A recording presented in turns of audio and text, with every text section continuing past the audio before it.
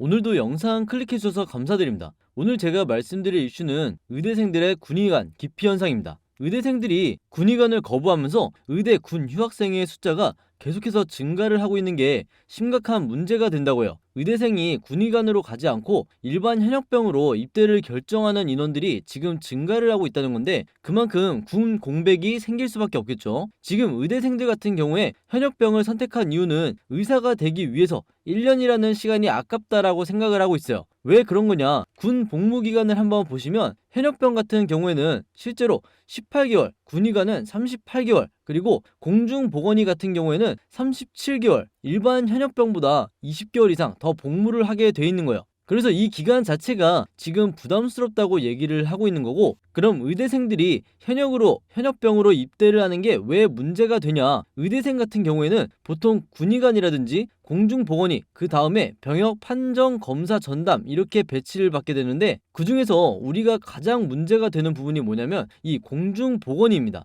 왜냐? 우리나라의 농어촌 같은 경우에 공중보건의가 절실하게 필요한데, 공중보건의 숫자가 줄어들게 되면 농어촌 지역에 사시는 국민들의 의료 혜택이 마찬가지로 감소할 수밖에 없다는 거예요. 한마디로 인력이 부족해지는 상황이 발생을 한다는 거죠. 그래서 수치상으로 보면 신규 편입된 공중보건의 숫자가 지금 9년 전인 2014년도만 해도 1247명이었는데 최근에 2023년에는 1114명까지 계속해서 줄어들고 있는 상황입니다. 그 중에서도 의과 같은 경우에는 787명에서 456명까지 거의 절반 가까이 감소를 했기 때문에 심각한 상황이라고 보시면 되고요. 공중보건의 부족 현황 같은 경우에도 2019년도만 해도 282명 수준이었는데 올해 같은 경우에는 378명까지 부족 현황이 늘어난 상황이고, 추세가 여기서 멈추면 좋겠지만 계속 늘어나고 있다는 게 가장 큰 문제입니다. 그래서 상황이 이렇다 보니까 이제 정부와 여당이 어떤 결정을 했냐? 소위의 연봉을 400만 원 정도 인상하는 방안을 지금 추진하고 있다고 이제 밝혔는데, 문제는 뭐냐면 여기서 끝내는 게 아니라 최대한 빨리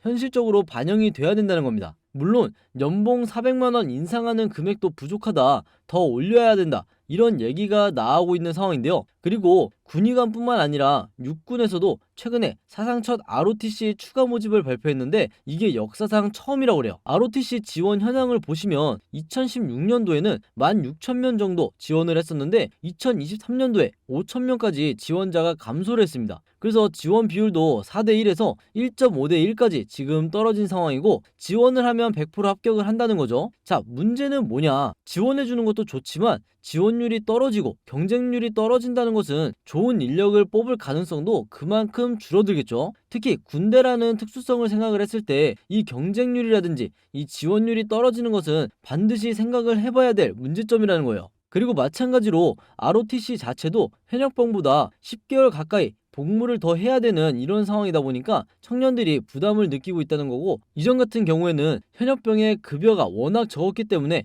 그리고 장교 ROTC에 대한 메리트가 있었기 때문에 장교로 지원하는 비율이 높았지만, 앞에서 설명드린 것처럼 병장의 월급이 200만 원을 찍으면서 장교와 큰 차이가 없어지면서 이런 문제가 지금 발생하고 있다, 이렇게 여러분들이 보시면 좋을 것 같아요. 자, 그러면 장교들의 급여가 지금 어떤 수준이길래 이런 상황이 발생하고 있을까요? 여기서 잠깐 우리 시청자 여러분들을 위한 깜짝 선물, 제가 여러분들의 기분 전환을 위해서 이렇게 선물을 하나 드리려고 하는데, 바로 뭐냐? 제가 항상 여러분들에게 뭐라고 말씀을 드려요? 이 뉴스만 여러분들이 평소에 보셔도 돈이 된다, 돈을 벌 수가 있다, 이렇게 제가 항상 말씀을 드리고 있죠. 여기 보이는 2024년 4월 10일에 열리는 총선 관련해서 격전이 예상이 된다, 2024년 총선 승리 정당은 이라는 이런 뉴스를 보실 때마다 여러분들은 어떤 생각을 하시는지, 그냥 뉴스만 보고 끝내는지 제가 항상 되물어보고 싶어요. 그 이유가 뭐냐면 제가 여러분들한테 11월 달에 뭐라고 말씀을 드렸어요? 2024년 총선을 앞둔 상황에서 여야당의 정치적 이슈가 등장을 하게 되면서 우리가 단순하게 유튜브 뉴스만 보고 끝내지 마시고 이 투자 쪽으로 함께 엮어서 여러분들이 생각을 해보셔야 된다고 말씀을 드렸어요. 이런 썸네일들을 여러분들이 뉴스나 유튜브를 통해서 많이 접하셨을 텐데, 이런 정치 관련 이슈가 터졌을 때 우리나라 부자들은 어떻게 생각을 한다? 바로 이 정치 수혜주는 뭘지 이렇게 자동적으로 생각을 한다고 제가 누누이 말씀을 드렸어요. 그 이유가 뭐냐? 부자들이 봤을 때 이 사회적 이슈는 곧 돈으로 직결이 되고, 이 사회 구성원 중에 가장 많이 사용하고 있는 투자 방식 중 하나가 바로 주식이기 때문에 이 주식에 돈이 몰릴 수밖에 없다고 제가 이렇게 말씀을 드렸는데, 이번에도 마찬가지예요. 제가 그래서 지난번에 시청자 여러분들과 함께 주식으로 수익 내기 이벤트를 진행을 했었죠. 당연히 항상 무료로 진행을 하는 거고요. 여기 보시면 아시겠지만 제가 지난번에 이렇게 저한테 공유라고 문자 남겨주신 모든 시청자 여러분들한테 이렇게 정치 관련주 중에서도 대장주 가능성이 가장 높은 딱 한 종목, 바로 이 대상홀딩스 우를 여러분들한테 추천을 드렸었어요. 그래서 보시면 정확하게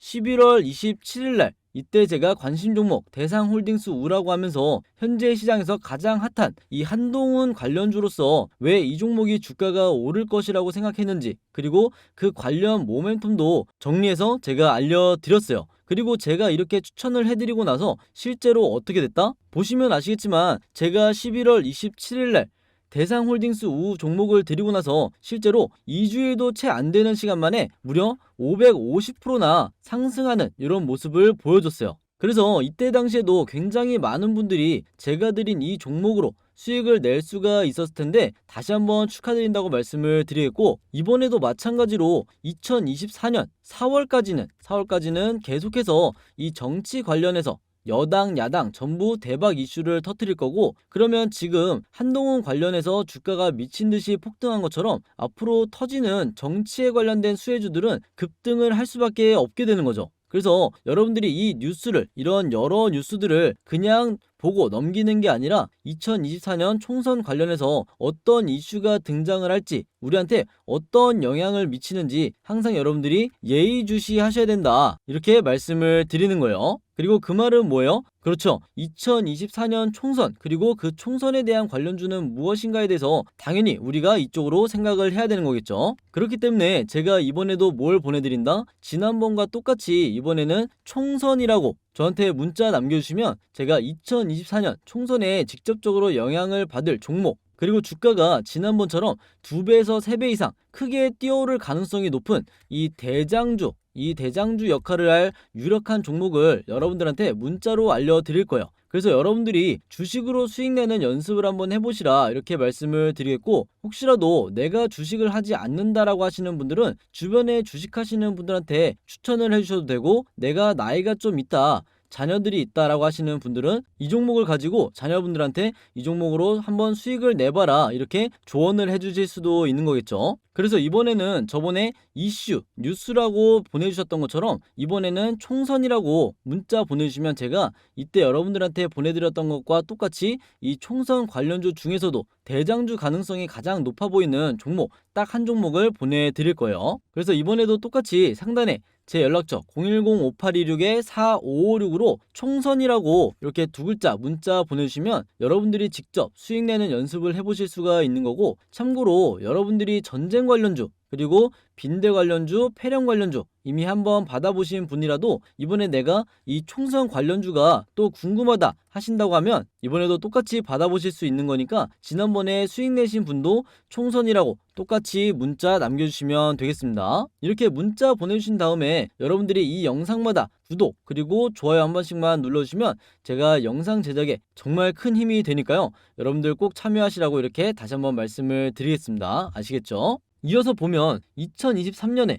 육군 소위의 기본급 기준으로 한번 보면 기본급만 따졌을 때 178만 원이고 최저시급에도 못 미치는 수준인데, 반면에 2025년이 되면 육군 병장의 월급이 205만 원까지 찍을 예정이다 보니까 상대적으로 간부들이 박탈감을 당연히 느낄 수밖에 없겠죠. 부사관도 마찬가지예요. 지금 보시는 자료가 10년차 중사급여 내역인데 보시면 봉급이 229만 원, 장려수당 그리고 여러가지 기타 등등해서 월급을 보니까 275만 원이 들어왔는데, 중요한 건 뭐예요? 세금을 떼야겠죠. 각종 세금을 떼고 나니까 실수령액이 224만 원입니다. 10년차 된 중사의 실수령 금액이 224만 원. 우리나라 최저임금 기준이 201만 원이니까 최저임금과 비교해도 별 차이가 없는 상황이라고 보시면 돼요. 한마디로 애국심만 가지고 이 급여를 받으면서 군 복무에 열심히 임할 수 있는 사람이 몇 명이나 될까, 이렇게 제가 되물어보고 싶은 거죠. 그러다 보니까 자연스럽게 육군 부사관의 충원율도 떨어지고 있다고 합니다.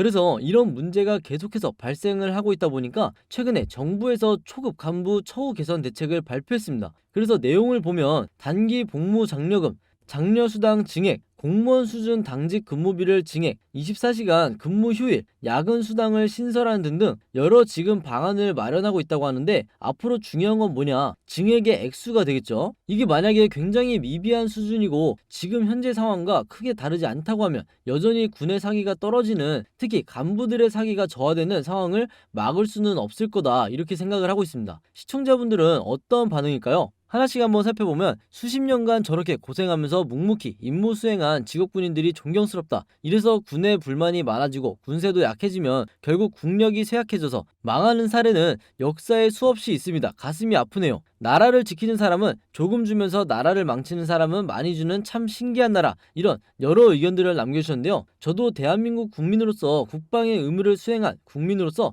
굉장히 답답한 내용입니다. 오늘의 한마디를 끝으로 영상 마무리하도록 하겠습니다. 그래서 오늘의 한마디는 뭐다?